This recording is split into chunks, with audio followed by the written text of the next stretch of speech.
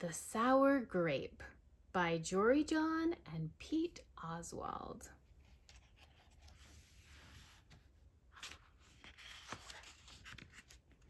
I'm a grape, a sour grape. Grrr, if somebody upsets me, I'll remember it. If somebody wrongs me, I won't forget it.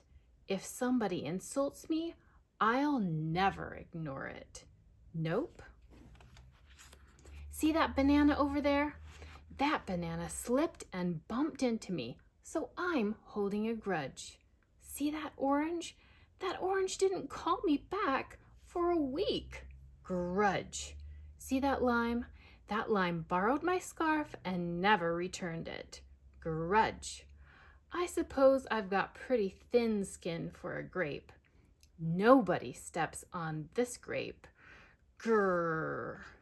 Granted, it wasn't always this way.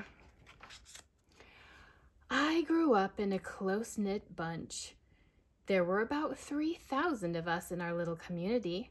We were sweet to each other. You look nice today. So do you. No, you do.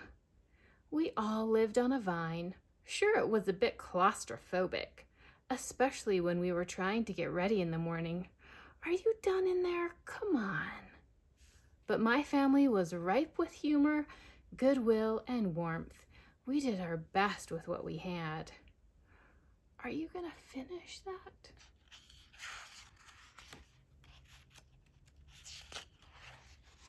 My grandparents visited on the weekends.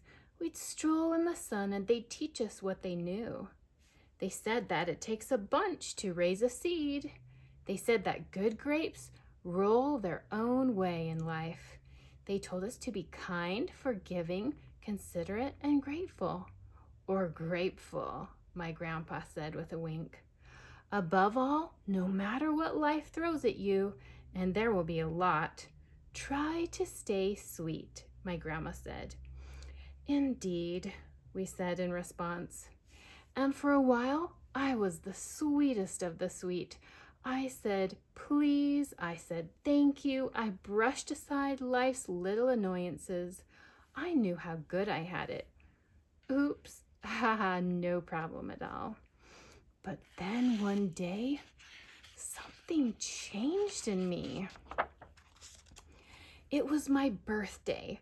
I had rigorously and vigorously planned a big party for weeks. I'd sent out invitations with the date prominently displayed. Get this, I had a Ferris wheel, a magician, and hay rides. I had snacks upon snacks upon snacks. The highlight of the party, though, was a fireworks display, which would happen at sundown. I stood out in front and waited for folks to arrive. I had a gigantic smile on my face. I waited. Everybody was a little late, it seemed. No big deal, no big whoop. So I waited. A tumbleweed rolled by. A coyote howled in the distance. Ow! The sun sank behind the hills, and I waited. Nobody showed up, and I mean nobody. By the time the fireworks show started, with me as the sole spectator, I was scowling. I considered everybody I'd invited, and only one thought came to mind. Grudge, grudge, grudge, grudge, grudge, grudge, grudge, grudge. After that, my personality became something else entirely. I went from a sweet grape to a bitter grape to a snappy grape who moved my chair. Finally, I became a sour grape. Grrr. I started holding minor grudges that eventually became major grudges. Why don't you watch where you're going? I scowled so much that my face got all squishy. You know what? Don't even bother calling me back. Are you ever going to return my scarf? I took my grumpiness out on others. And that's just how it's been. Day after day, week after week, month after month, grudge after grudge. But something happened recently that changed my thinking. I was getting ready to meet up with my friend Lenny, the only fellow I know who's as sour as I am. Lenny and I usually go to the park where we sit on a bench and rant about stuff. But just as I was heading out the door, I bumped my knee. Oof! After I bandaged myself up, I discovered I had a flat tire. Ugh. Then I missed the bus, and the next bus was late. Ah! Finally, I got off at the wrong stop. Sheesh! By the time I arrived at the park, it was getting dark. Lenny was fuming and furious, with a frown and a furrowed forehead. His face looked all squishy. We agreed to meet at exactly 4 o'clock. You're 3 hours late. I tried to explain why I was so tardy, but Lenny wouldn't listen.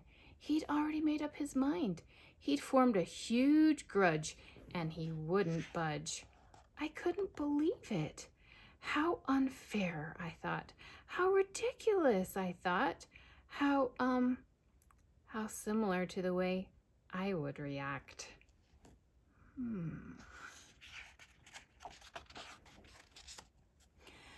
Lenny was pretty worked up. He was pacing back and forth, emitting occasional grumbles.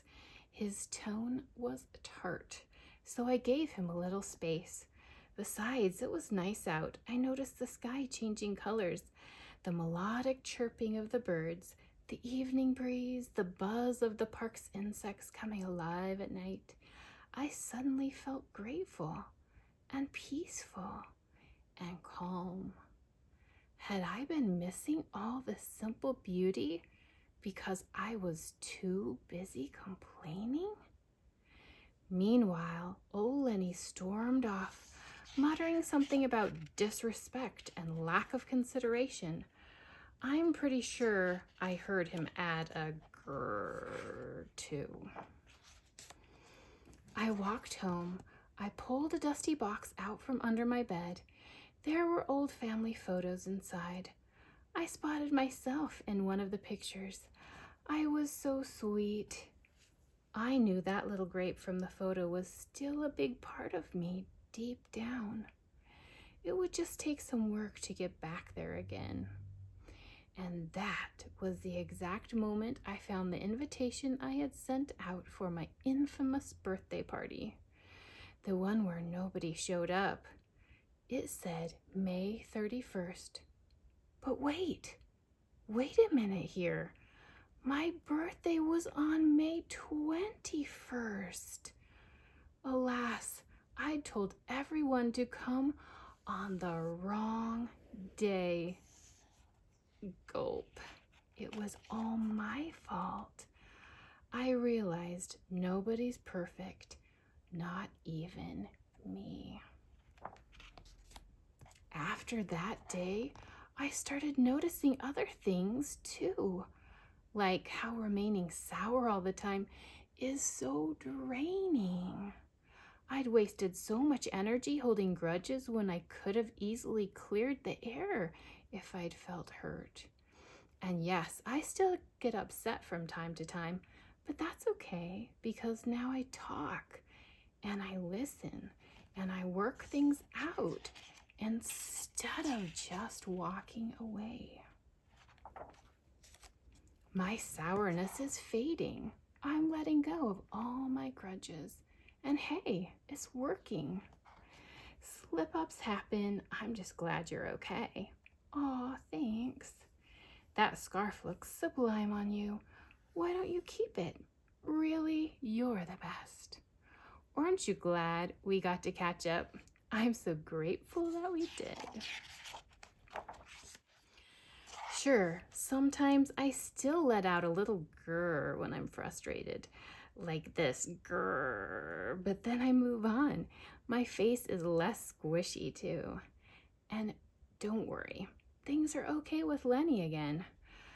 Gosh, sorry I'm late. You must be furious.